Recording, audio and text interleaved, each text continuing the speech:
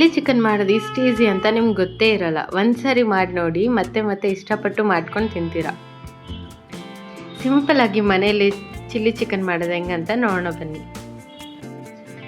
ಒಂದು ಜಾಗೆ ನಿಮ್ಮ ಖಾರಕ್ಕೆ ಅನುಗುಣವಾಗಿ ಹಸಿಮೆಣಸಿನ್ಕಾಯಿ, ಸ್ವಲ್ಪ ಗೋಡಂಬಿ, ಕೊತ್ತಂಬರಿ ಸೊಪ್ಪು, ಸ್ವಲ್ಪ ನೀರು ಹಾಕ್ಕೊಂಡು ರುಬ್ಕೊಳ್ಳಿ.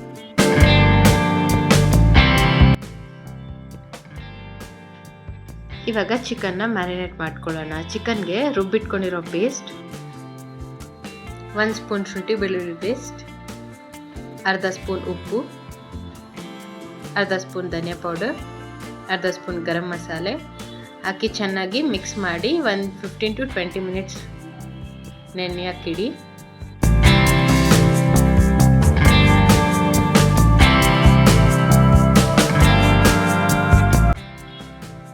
ಒಂದು 20 ಮಿನಿಟ್ಸ್ ಮ್ಯಾರಿನೇಟ್ ಆದಮೇಲೆ ಒಂದು ಬಾಣಲಿಗೆ ಸ್ವಲ್ಪ ಎಣ್ಣೆ, ಜೀರಿಗೆ, ಸೋಂಪು,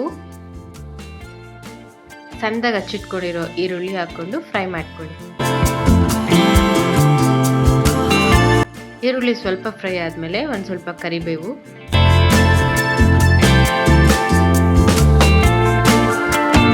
ಮ್ಯಾರಿನೇಟ್ ಮಾಡಿಟ್ಕೊಂಡಿರೋ ಚಿಕನ್ನ ಹಾಕ್ಕೊಂಡು ಲೋ ಫ್ಲೇಮಲ್ಲಿ ಮಸಾಲೆ ಹಿಡಿಯೋ ತನಕ ಸ್ವಲ್ಪ ನೀರು ಹಾಕ್ತೇನೆ ಫ್ರೈ ಮಾಡಿ.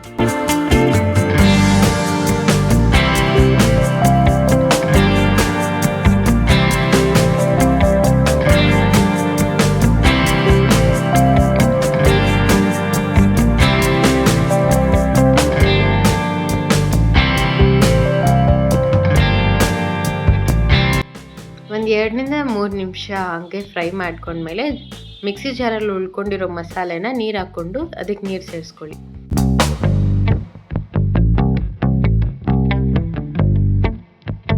ಚಿಲ್ಲಿ ಚಿಕನ್ ಒಬ್ಬೊಬ್ರು ಒಂದೊಂದು ಥರ ಮಾಡ್ತಾರೆ. ನಿಮಗೆ ಗಟ್ಟಿಯಾಗಿ ಗ್ರೇವಿ ಥರನೂ ಮಾಡ್ತಾರೆ, ಇಲ್ಲ ಒಂದು ಸ್ವಲ್ಪ ತೆಳುವಾಗಿ ಮುದ್ದೆ ಅನ್ನಕ್ಕೆ ಮಾಡೋಂಗೂ ಮಾಡ್ತಾರೆ.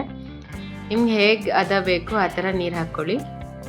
ಇಲ್ಲಿ ನಾನು ಗ್ರೇವಿ ಥರನೇ ಮಾಡ್ತಿದ್ದೀನಿ ಗಟ್ಟಿಯಾಗಿ.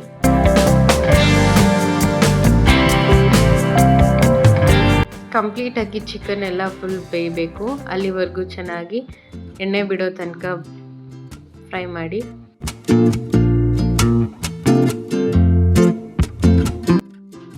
ನೋಡಿದ್ರಲ್ಲ ಗ್ರೀನ್ ಚಿಲ್ಲಿ ಚಿಕನ್ ಮಾಡೋದು ಮನೇಲೆ ಎಷ್ಟು ಈಸಿ ಅಂತ.